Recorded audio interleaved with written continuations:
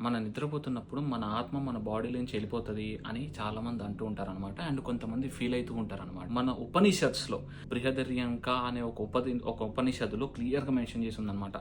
The dreams that you explore, okay. నీకొచ్చే dreams అన్నీ నీ ఆత్మ నీ బాడీ నుంచి సెపరేట్ అయిపోయి వెళ్ళి తను నీ యొక్క జీవితాన్ని ఎక్స్‌పీరియన్స్ చేస్తున్నప్పుడు చూసే ఆ యొక్క థింగ్సే నీ డ్రీమ్స్ అని అంటూ ఉంటారనమాట. దాని రిలేటెడ్‌గా మన ఫాలోవర్‌కి ఒక రియల్ లైఫ్ ఎక్స్పీరియన్స్ జరిగింది మచస్. ఈ ఆడియో క్లిప్ వినండి. బ్రో, ఇది నాకు 2019లో జరిగింది.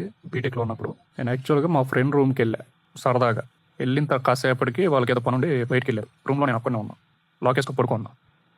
వాళ్ళ దగ్గరికి వచ్చి నన్ను లేపడానికి చాలా ట్రై చేశారు. కిచెన్లో ఉన్న గిన్నెలు అవన్నీ డోర్ కేసు కొడతా ఉన్నారు. అయినా నేను లేలా. మా క్లాస్మేట్స్ చేత ఫోన్ కాల్స్ చేయించారు. 16 మిస్డ్ కాల్స్ ఉన్నాయి, అయినా నేను లేలా. అలా అలా చేస్తున్నారు. సడన్గా మెలకు వచ్చింది. ఆ మెలకు వచ్చినప్పుడు నాకు ఎలా అనిపించింది అంటే, నా సోల్ ఎక్కడో బయట తిరిగి అప్పుడే మళ్ళీ వచ్చి నాలో దూరినట్టు అనిపించింది.